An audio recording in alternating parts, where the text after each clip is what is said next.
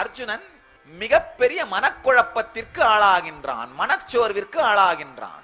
வெண்ணெய் திரண்டு வரும் பொழுது தாழி உடையற மாதிரி எல்லோரும் நிற்கின்றார்கள் முன்னும் பின்னுமாக.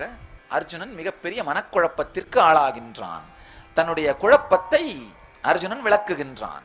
திருஷ்வேமம் ஸ்வஜனம் கிருஷ்ண யுயுத்சும் சமிபஸ்திதம் சீதந்தி மமகாத்ராணி முகஞ்ச பரிசுஷ்யதி. கிருஷ்ணா, போர் புரிய ஆவலுடன் நிற்கின்ற என் உறவினர் கூட்டத்தை பார்த்து என் கைகள் சோர்வடைகின்றன, வாய் உலர்கின்றது.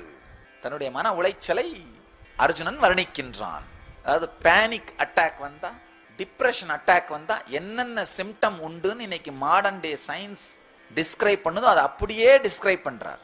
இந்த டிஸ்கிரிப்ஷனோட ஆழத்தை பார்த்தாலே தெரியுது, இது நடந்த நிகழ்ச்சியாக மட்டும்தான் இருக்க முடியும். நடக்காத நிகழ்ச்சியை உருவாக்கும் பொழுது நம்ம மைன்யூட் டீடைல்ஸ் எல்லாம் மிஸ் பண்ணிடுவோம். இங்க ஆனா எந்த விதமான மைன்யூட் டீடைலுமே மிஸ் ஆகல. இது ரெக்கார்ட் ஆகிருக்கிற ஆழமான அந்த மைன்யூட் டீடைல்ஸை பார்க்கும் பொழுதே தெரியுது, இது நடந்து ரெக்கார்ட் ஆகிற நிகழ்ச்சியா மட்டும்தான் இருக்க முடியும்.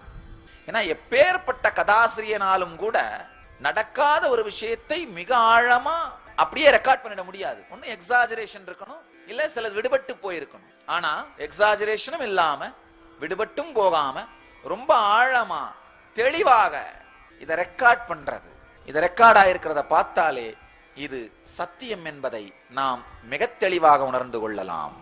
தொடர்ந்து இணைந்திருங்கள். சேனலை சப்ஸ்கிரைப் செய்யுங்கள். சமூக ஊடகங்களில் பின்தொடருங்கள்.